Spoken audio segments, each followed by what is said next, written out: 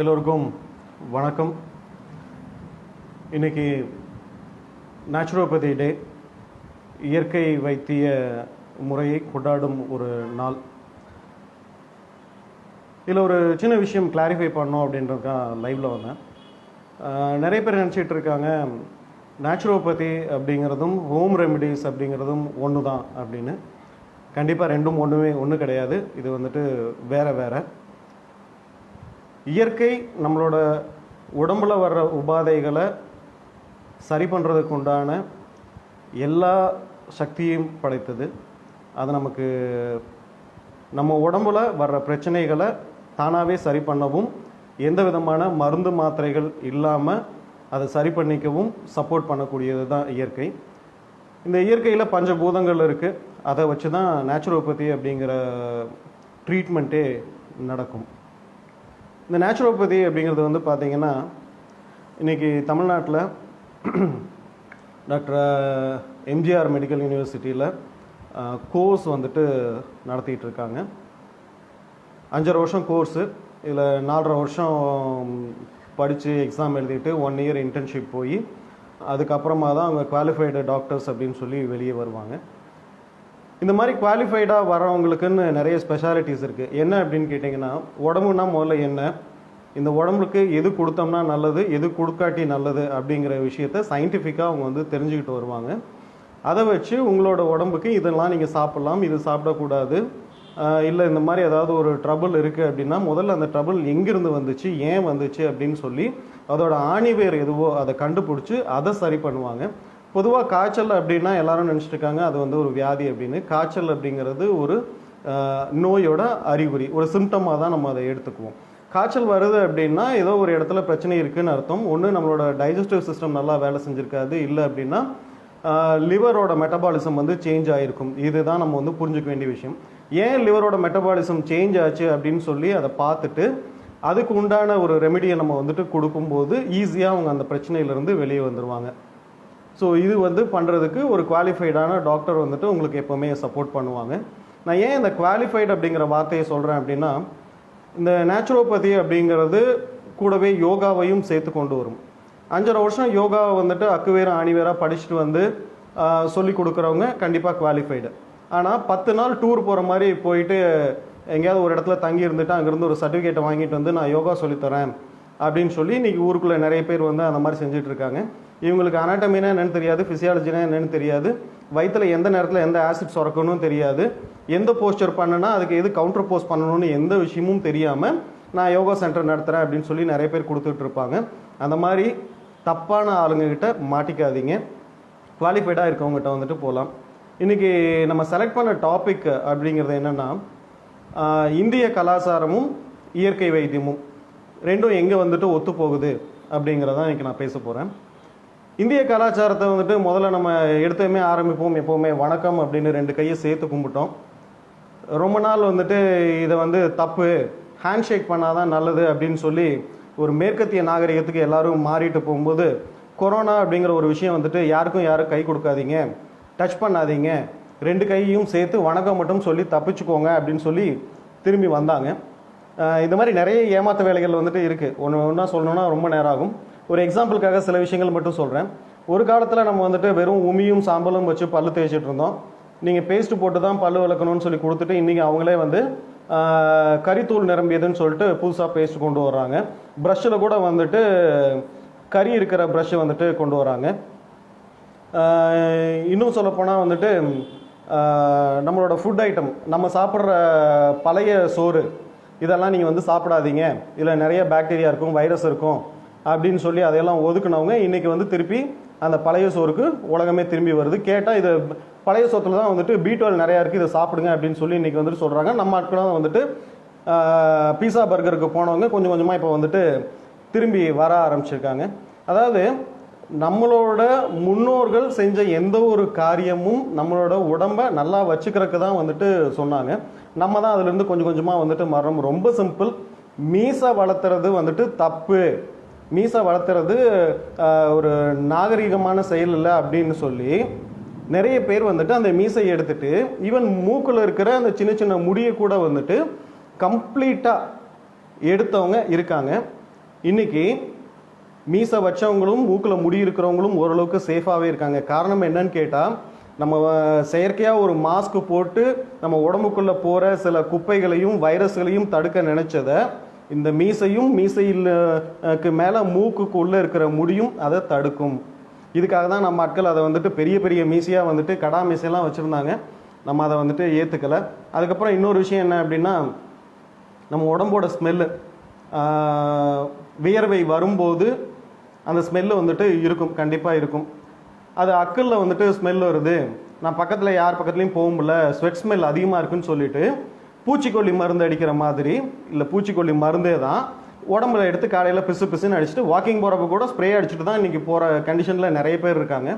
இது என்ன அப்படின்னு கேட்டிங்கன்னா, உங்கள் உடம்பு ஒழுங்காக வேலை செய்யுதா இல்லையான்றதே நமக்கு முதல்ல வந்து காட்டாது. ஏன்னா வேர்வை வருதா இல்லையான்னே நமக்கு வந்துட்டு தெரியல அப்படின்னா நம்ம உடம்பு என்ன கண்டிஷனில் இருக்குது. உடம்புல ஒழுங்காக வேர்வை வெளியே வந்தால் தான் கிட்னியோட லோடே வந்து கொஞ்சம் குறையும். அதெல்லாம் வராது, எனக்கு வந்து வேர்வையெல்லாம் வரக்கூடாது, 24 மணி நேரம் நான் வந்துட்டு ஃப்ரெஷ்ஷாக வந்துட்டு ட்ரையாகவே இருக்கணும்னு நினைக்கிறவங்க கிட்னியோட லோடை அதிகப்படுத்தி கொஞ்ச நாளில் வந்துட்டு கிட்னியோட ஃபங்க்ஷனையே வந்துட்டு குறைச்சிடுறாங்க. இது மறைமுகமாக நடக்கிற ஒரு விஷயம். இதுவுமே நமக்கு முதல்ல சொல்லி கொடுத்தது தான்.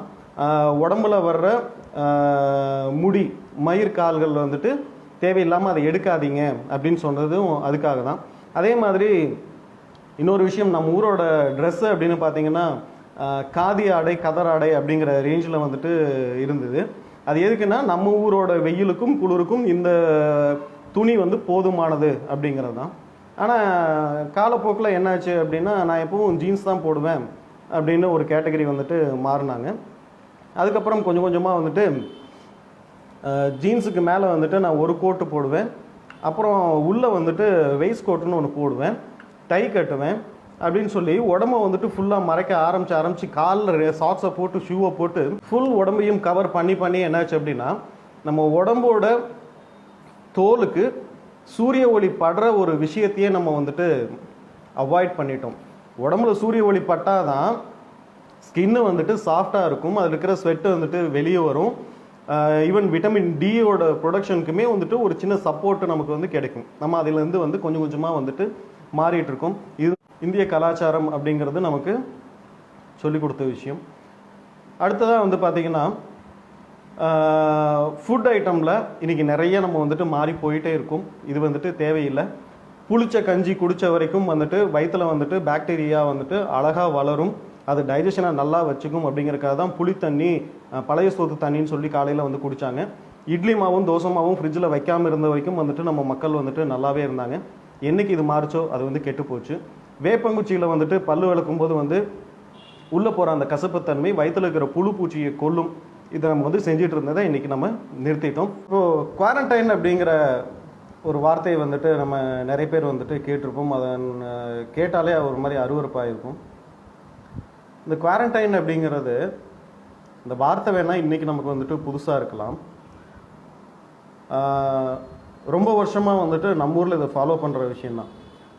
ஃபார் எக்ஸாம்பிள், யாருக்காவது அம்மை போட்டுச்சு அப்படின்னா அந்த வீட்டுக்கு வெளியே வேப்பிலையை கட்டி இந்த வீட்டுக்கு யாரும் வராதிங்க அப்படின்னு சொல்லி எல்லாருக்கும் வந்துட்டு ஒரு அறிவிப்பு கொடுப்பாங்க. அந்த வீட்டுக்கு யாரும் போகவும் மாட்டாங்க, வரவும் மாட்டாங்க. சப்போஸ் அப்படி போயிட்டு வந்தாலும் கையை காலெல்லாம் வந்துட்டு உள்ளே போகும்போது கழுவிட்டு போவாங்க, திருப்பி வெளியே வரும்போதும் கை கால் எல்லாமே வந்துட்டு கழுவிட்டு வருவாங்க. அதுதான் இன்றைக்கி குவாரண்டைன் அப்படின்னு ஒரு புது வார்த்தை வந்து நம்ம ஃபாலோ பண்ணிகிட்ருக்கோம்.